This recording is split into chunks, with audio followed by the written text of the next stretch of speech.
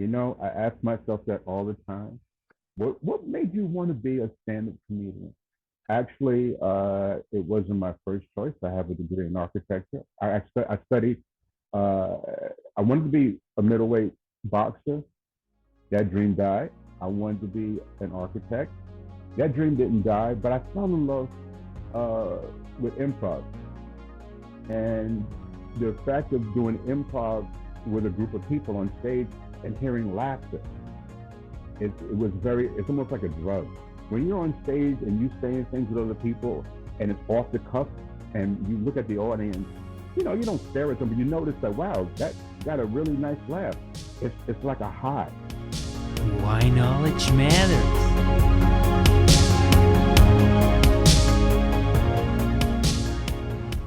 Welcome, Quentin Q Heggs, to the show. I love the way you say my name. It's such a pleasure, and just, to give us a little bit context, the very first day when I arrived in New York City, someone told me you gotta go to Danger Fields because it is the comedy club where Jim Carrey and all the great ones basically, um, you know, did their acts, right? And got great. And I met you there. You did amazing performance, and we kept in touch since. It's about 9 years now. I think it was 2013. We kept in touch, and what a great occasion actually to have you now on the show, Q. I'm so happy. Your comedian name is really Q, right? Yeah, well, yeah, everybody, because in comedy, everybody likes to have a nickname. So since my name is Quentin, people, when I was like in my 30s, they were calling me Q-Tips.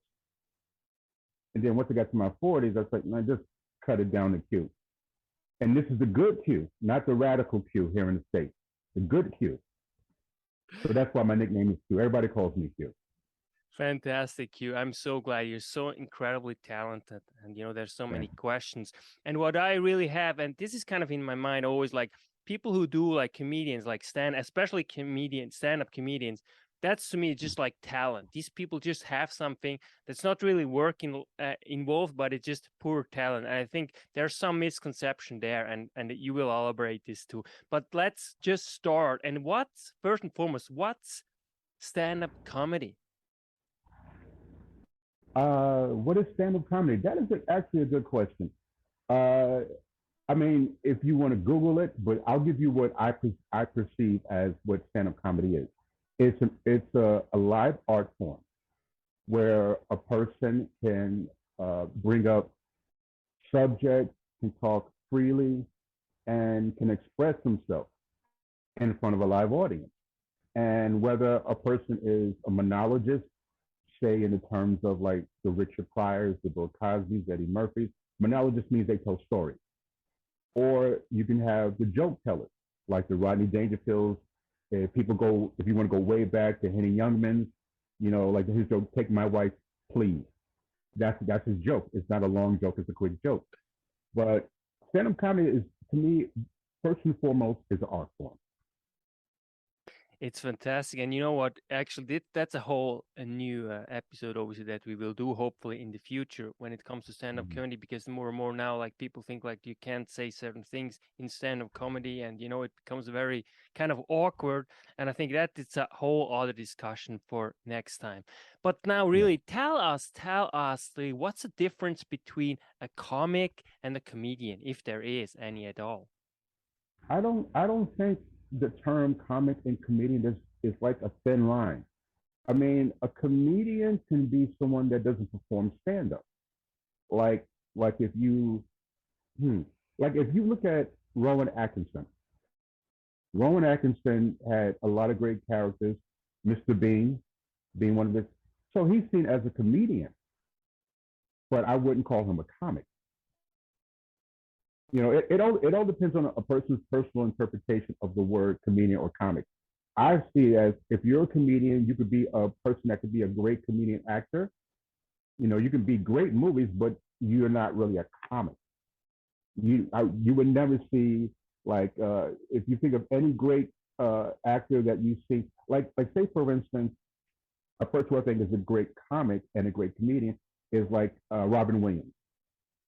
Robin Williams can do dramatic, you do comedic roles as an actor. He could take written material that was written for him and make it funny. But as a comic, he can also do his own views, live, no script. Sometimes they just go and have a good time. So it's a thin line. It's like saying a mime. What's a mime and what's a mimic? It's like it's a difference, but not that much. What made you become a stand-up comedian? You know, I ask myself that all the time. What made you want to be a stand-up comedian? Actually, it wasn't my first choice. I have a degree in architecture. I studied. Uh, I wanted to be a middleweight boxer. That dream died. I wanted to be an architect.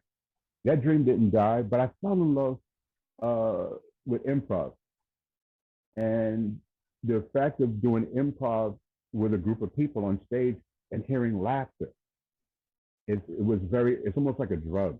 When you're on stage and you saying things with other people and it's off the cuff and you look at the audience, you know, you don't stare at them, but you notice that, wow, that got a really nice laugh. It's like a high. And there was a point in one of my, I had a segment I was with a group, the Henry Williams Comedy Troupe, and they gave me my own segment where I said, quick, we need to have 10-minute changes of outfits. Can you do something for 10 minutes every show that give us a chance to get ready for the next? It was like a fluke. I said, I'm not going out there by myself. I said, let's think of something to do. So basically what I did was I did a takeoff of Eddie Murphy doing a takeoff of Mr. Rogers' Neighborhood. So on Saturday Night Live, Eddie Murphy used to do, it's a beautiful day in the neighborhood. So I did a takeoff on Eddie Murphy's takeoff on Mr. Rogers. So I would come out there and I would do a bedtime story, but it was a book that had blank pages. I would ask the audience, you want to hear a bedtime story, boys and girls? And I would tell them to yell out.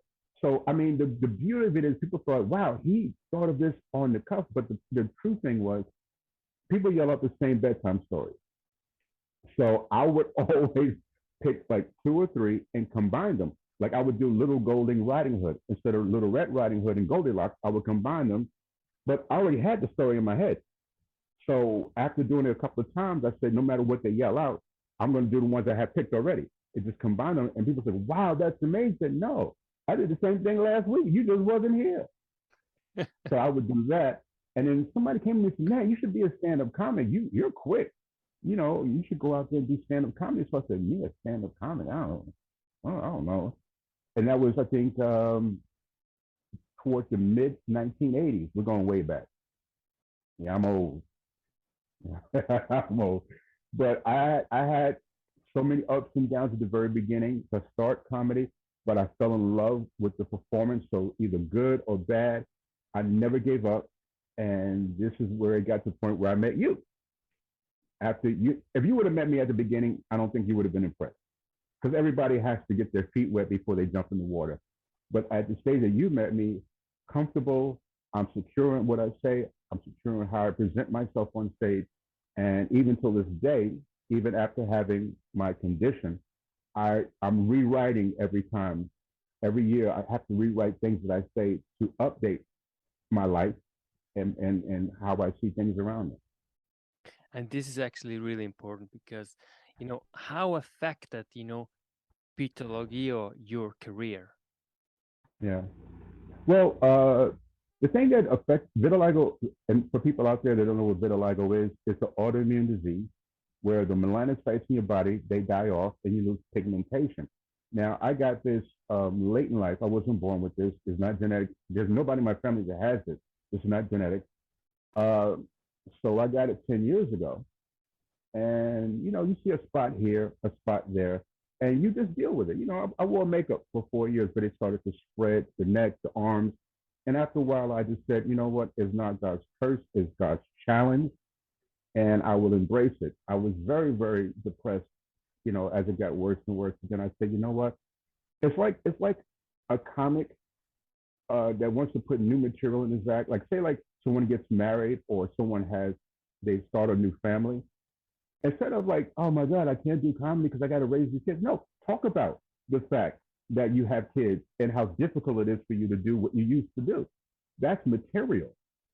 People just try to say, I don't want to talk about my kids. Like, no, if you have funny stories, tell it. This is not a funny story, but I like to embrace the fact that other people out there that have what I have, they may have other different autoimmune diseases. They may have cancer. They might have anything in their life that they don't want to talk about, but they see me and say, wow, he talks about it and he's fighting through it. So can I. So I'm trying to be more inspirational than just plain funny. Anybody can tell a joke, but if you say something about, I joke about this all the time. I walk on stage and then people say, well, they look at me and I see people whispering, so I address it right away. It's called addressing the elephant in the room. So Nice. one time it was like it is in New York right now. It's hot, and I came in and I'm like, wow, all right, nice crowd, at Dangerfield. And I walked on stage because I was hosting. I said, my God, it is so good to be in air conditioner. It's hot out there, y'all. Ooh, it's hot. It's so hot. I used to be black. His brothers are out there melting on the street. And it was a joke that people say, oh, okay, we get it. He's not really melting, but all right, he's talking about his skin condition. And it kind of brings a over the crowd because I address it.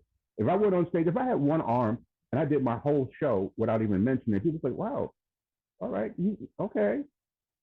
So anything that you think stands out, you have to address it.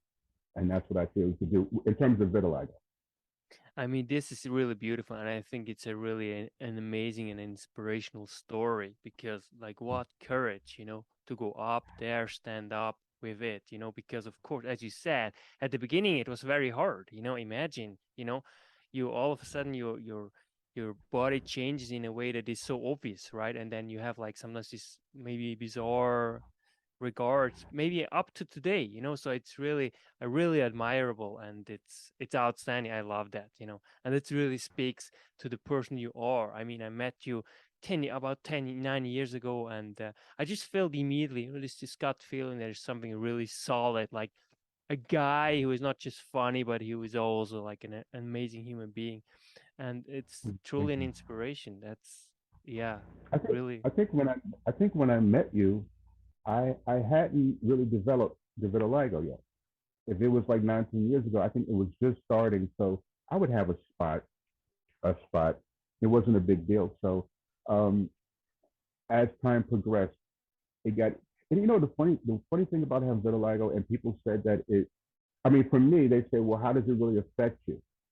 In my career, in my life, it's when you think about relationships, you think, no one wants to date someone that looks like this. That aside, but in terms of my career, I do commercials. I've been cast for not cast, but I've been small parts on TV shows and a couple of films. And then you think, wow, I can't even go out for certain auditions because they're not going to hire someone. Because my last commercial I did for FedEx, which maybe 6-7 years ago, I had makeup on, but I was starting to get color for my hand. So on set, when I auditioned, they didn't see it, but on set, I had to hold a monitor and they showed the back of my hand. And I think I just had this part. So the director, wait, cut. What cue? Is that a birthmark? And he got nervous. The fact that he cut the scene, he stopped to figure what that was. It made me nervous, but the makeup artist who was there was brilliant. Oh, no, it's a beauty. And she just covered up. She did a spot cover, and she just covered with makeup, and then we continued because, I said if he stopped us at that, and then as it progressed, it's like they're not going to want to cast people. Now maybe someday they'll embrace it more. I'm noticing commercials where they had a little girl and she had a vitiligo on her leg. It was a Kmart commercial, and she's dancing down the aisle with her girlfriends, and I was like, wow, okay. All right, they're accepting it. It's like the thing when they say, if you don't look good, if you can't sell, if you overweight, it's like people with beards, long hair, they won't get cast. They actually cut the beard, cut your hair to look more presentable. And this, I can't cut. I can't. It is what it is. I wore makeup for 4 years, but after a while, you just can't keep doing that. Once it progresses, you have to accept it. And if you won't hire me, you won't cast me, then I have to reinvent myself and do something else. So that is how I'm dealing with the vitiligo situation in my career. That is admirable. Thank you so much for being so open and talking about this. It's really important, and I'm sure it will come and more. I think that's truly, inclusivity. That's the beauty, like how different we are all, and we have to embrace Mm. it. That's the beauty. That's how we stand out because of the fact, Mm. because we look different, right? Yeah. And so now, what does it take to become a stand-up comedian? What do you need? Well, what it takes to be a stand-up comedian, I don't think you become a stand-up comedian. I think you just are. There's nothing you can teach anyone.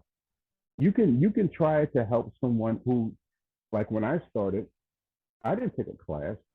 I'm sure many of the greats that have been comedians through, we're talking about hundreds of years ago, people like the court jesters, they didn't take a class. It's you just have something in your study. You feel that you're funny, but you don't know how to bring it out on stage because people. It's almost like it's all right. I'll equate it to driving. When a kid gets into a car for the very first time, he's nervous, he's scared, and the parents are like, "Please don't wreck the car." And you don't know really how, all right. But once you drive for enough time, I mean, you may, whoa, all right, I'm kind of heavy footed. Let me, and then you go, 10 and 2. But then after a while, you're driving like this because you're comfortable. But like for me, I don't drive. I have a fear of traffic. So I don't think I will ever drive.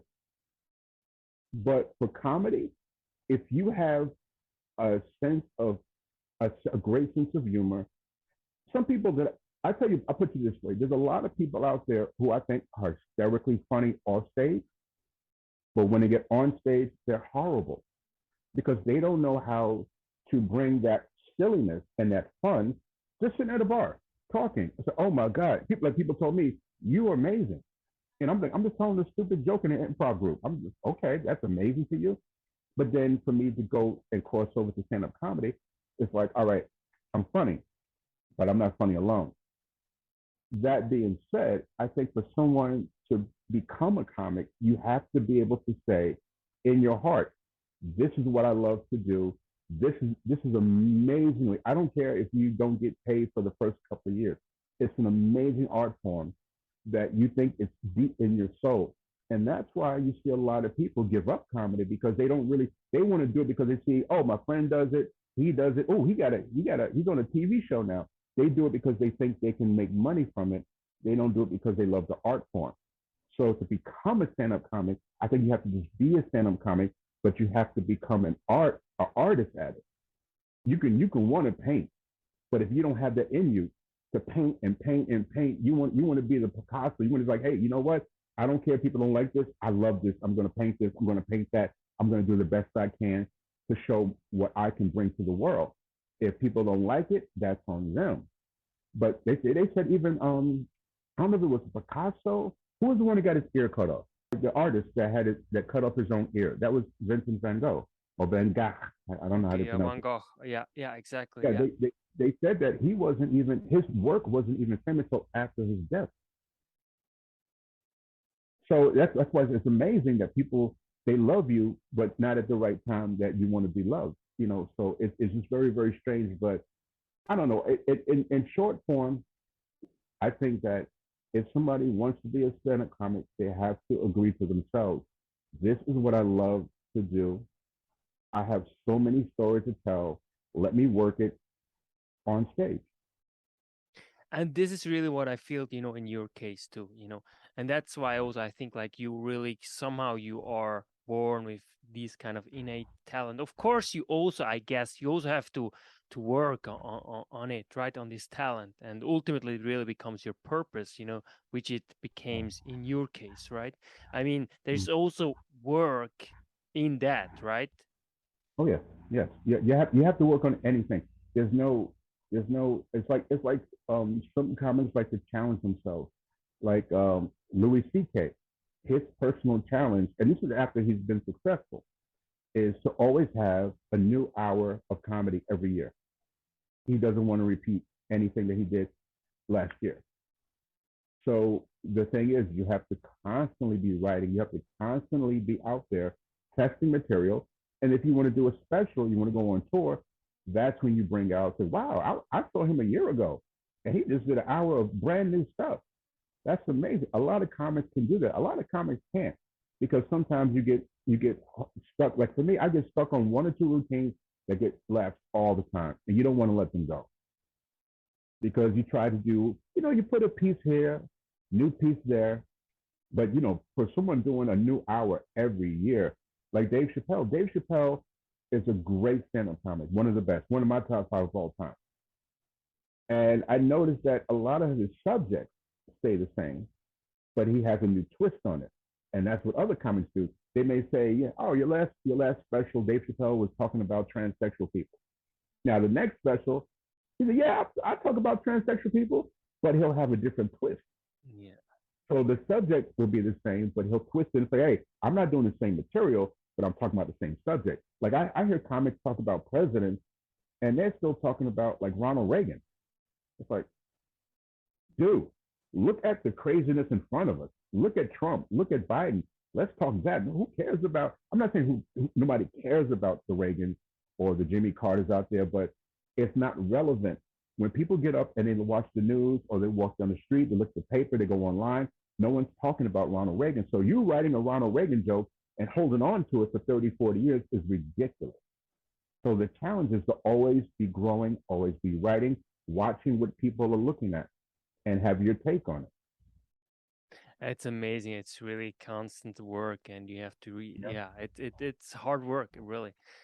How did your parents react once you decided to become a stand-up comedian? I mean, that's Uh, my parents' reaction was, oh wow.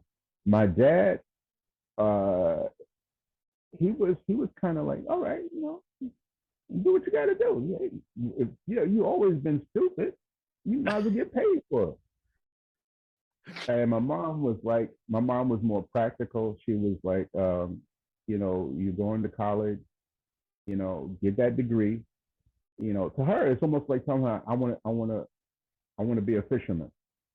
I'm gonna go on the high seas and catch fish.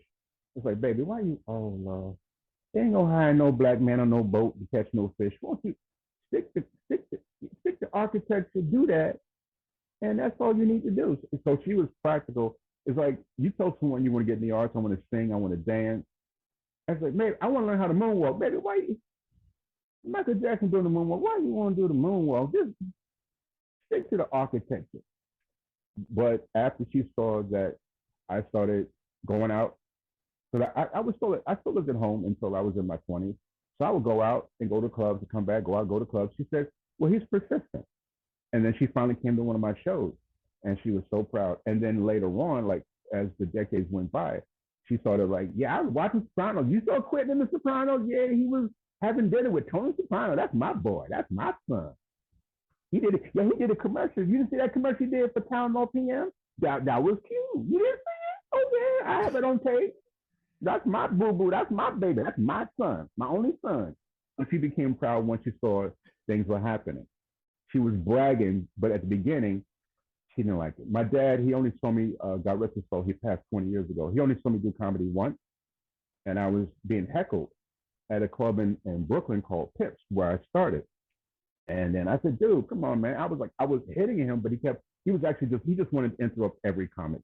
And I said, yo, dude, my father's here, man. He's never seen me do stand-up. Will you just shut the hell up? And my dad from the back of the room, it's okay, son. You go get him. You're doing all right. And then the audience cheered. And then the guy shut up. When my dad said that, the guy shut up. Because he thought I was just saying it, just to get him off my back. But my father actually yelled that out. And that was the only time he ever seen me do stand-up comedy. He was proud right then and there. My mother took a little bit of time. Like I said, she had to be convinced. I'm doing this show, doing that show. Oh, mom, yeah, I just booked a small role in the movie. And then it's like, oh, okay. And I started bringing home some money. So, oh, you need to do this comedy more often. This is nice. You didn't see Q? Yeah, he gave me the money he made from that commercial. All right, that's my boo-boo. So my parents, they both, God bless them, they settled in. Once, I think any child shows their parents that they're dedicated to something, whether it's the arts or anything that you want to do. I mean, people are always going to criticize you because they want you to stay They want you to conform to the norm, have a regular 9 to 5, but in your heart, if you want to sing, you want to rap, you want to dance, and you just sit and do the 9 to 5. I did the 9 to 5. I felt it like I was in a cage. You want to go out there and not so much just have a good time, but you want to express yourself. So, anybody out there that thinks that I wish I could have, just do it. Whether you fail or you succeed, never go into your grave saying, I wish I could have tried something, but because people around me criticize me, all right, nah, all right. They say no, so I say no. No, do it. And if you fail, you come back and say, no, y'all were right. But you tried. I mean, this is phenomenal. I love this attitude, and especially dedication. If you really like something, just try, go for it, and walk the talk, and let's see, where it goes. And Yeah. then also having this, yeah, that sometimes you can absolutely fail, but I think this dedication and the love for something that you think like makes you somehow happy. It's really inspiring. It sounds like, Yannick, it sounds like, can I call you Yaya? For sure, you can call me whatever you like. I'm gonna call your brother Yaya because I have a nickname, so I'm gonna christen you with a nickname. Your brother Yaya. You have been ordained. Oh my God. Thank you so much. Thank you so much, Q. You're such a great guy. Yeah, I like it actually. It sounds very like inspirational, kind of, lively. Yeah, yeah. It's like really, I like that. How comes Yeah, you're even good in coining like nicknames? So this is also a yeah. talent that you have, I guess.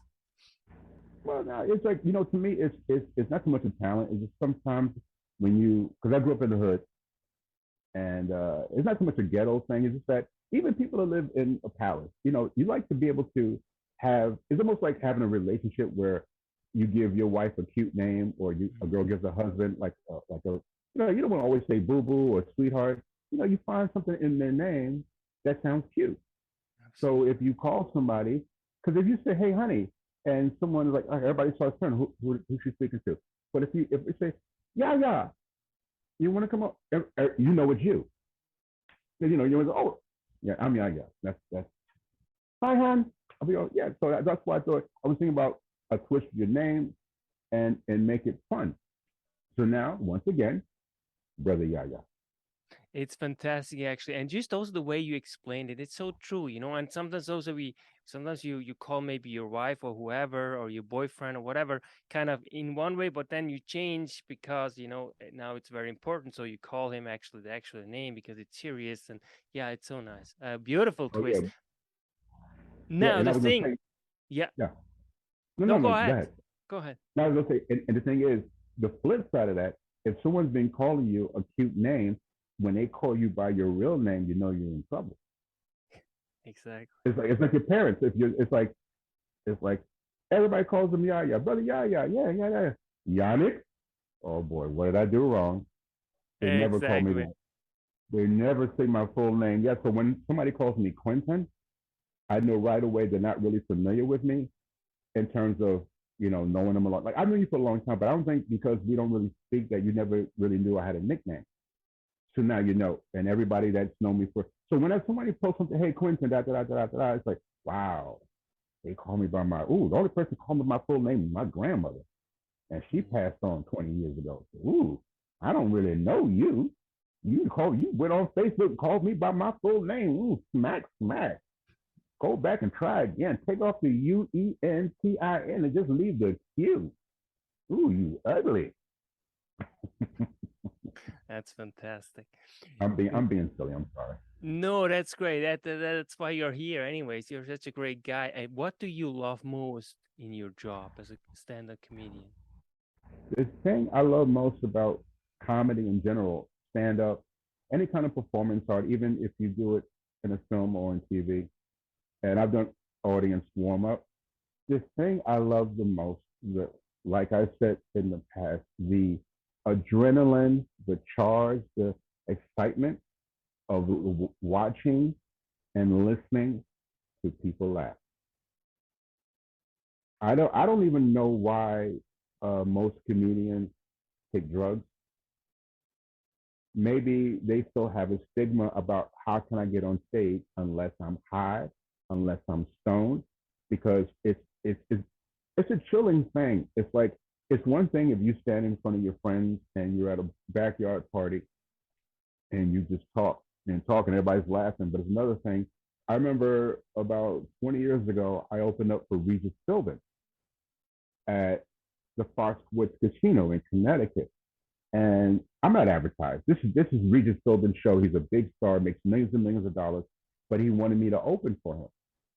So I kind of was backstage, bought a brand new suit, and I looked out to the audience, and it hit me. I said, "Wow, I'm not I'm not advertised. They don't know about me. The average age was like 70. This is not my demographic." So I was scared. So I said, "Let me have a drink, relax myself." No, cute, cute, cute. Enjoy this adrenaline. Enjoy it and just use it. Mike Tyson said it once. And Mike Tyson said the fear, the adrenaline of fear, he said, because he's went into boxing matches where he was nervous, but he was so charged up that he used the fear as a fire.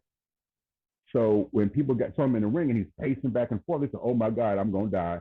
Mike Tyson's pacing like a tiger. I'm going to die. And people didn't realize that Mike Tyson was nervous.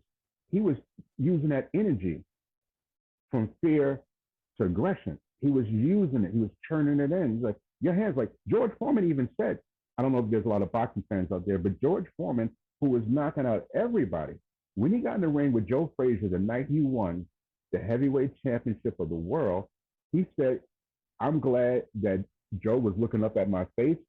If he would look," and this is what George Foreman said, "if he would look down, he would have saw my knees shaking." And then he went to knock out Joe Frazier in 2 rounds. But he was scared.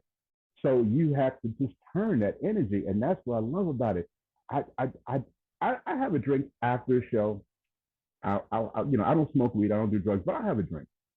But I wait till after the show, and everybody knows me for that. I don't like to really booze it up. So when I get on that stage, I want to feel that nervous adrenaline. But when I grab that mic and I say hello, and you hear the laughter, yeah, people applauding, yeah, let's have some fun.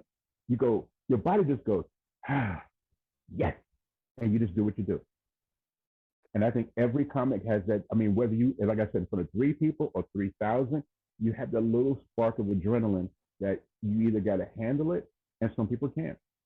People, hey, I smoke weed. I got to have, and they go, "Hey, what's up, everybody? How you?" And they like, all right, you can still be funny, but you're kind of like in and out of the zone because now you're trying to think about your act instead of doing your act because I'm high. And I've seen a lot of comics get on stage drunk, and I don't know how they do it because of the light. You have to think. If you're going to do 45 minutes to an hour and be tipsy, drunk, high, whatever, that to me is amazing. That you can get those. It's almost like, and I hate to put it this way, it's like driving drunk. If you make it home, you're good. Because I've been in cars, people that weren't. I was drinking. I was like, man, I can't. Woo! I shouldn't have had that last shot. And I'm sitting on the passenger side, like, wow. I'm glad I don't drive because I won't be able to. I can't even see the road. So when I see people drive and they're like, "No, I'm okay, I'm all right," and they get home, I start to, "Please call me when you get home." And they get home. That is amazing. You get on stage drunk, high, whatever, and you do an hour. That is amazing that you can stay composed that long. And then you get off stage and you throw up. But it's amazing, and you are truly a master of it, and I witnessed it, and I admire it. I personally, I have an issue actually. If people get up there or whatever they do, even like shows like podcasts, and they get drunk, and I don't think that is. It just, especially also as a teacher, I don't think this is something that I would endorse. I find this is problematic. It's drugs, and but that's just me. That's just my view. So I find this really beautiful that you also have this balance, and when to drink and when not to, and yeah, Yeah. wonderful cue. Now, what makes you feel alive? Wow, that's a good question. What makes me feel alive? Um, I'll give it a general answer in terms of life, career, and family. what makes me feel alive is knowing that I've been blessed to have, no matter what the ups and downs, I have been blessed to live a good life, that I've met the people that I've met. I've worked with the people I work with. I've done so many great things in this business, and I'm looking forward to even greater things in the future. I may be getting older, but I'm not dead. So I have things to look forward to. But I like to just always think that there's always something better out there for all of us. You know, whether you're looking at world politics, or you're looking at arts, entertainment, there's always something good out there that that can inspire you. And to me, inspiration, number one thing, I can get inspired by just watching a great movie, or even reintroducing myself to a classic. You know, so the things that really make me want to get up in the morning is to see what can I do today that I should have done yesterday, but I'm doing it right. And actually, working with you with this particular series is actually one of the goals that I had, and that's why I'm glad that we actually have a chance to sit down and talk, because this is something that we've talked about for a few months, and I was really hoping that we would do this. And now that we have, I'm looking forward to working with you and working with your brand, and you know, us doing so many more things together, and just, you know, because you have the the outside of the U.S., you know, version of how you see things, and I'm inside, you know, the Americas doing what I do. So the collaboration, to me, it make me get up today, because I'm not a day person. I am not a day person. So for you to say, Q, let's get up, let's have some sun on our face, and let's have some fun and discuss a few things. I was like, it was hard for me to sleep. I was so excited. I was excited last night, and I'm excited now to sit and talk with you. Yeah, Q, it's amazing, and I really likewise. I'm really excited for so much more to come with you. You're such an amazing, inspiring, amazing guy, and yeah, I love it. I love it. And please, if you have any questions you want to ask to Quentin Q Heggs, just do it just below here, and we will answer all your questions the next episode with the very Quentin Q Heggs. Thank you so much for being on the show. Thank you, brother Yaya. And let everybody know out there to like, subscribe, and share, because we want your brand. I've seen a lot of your videos. They are amazing. They're informative.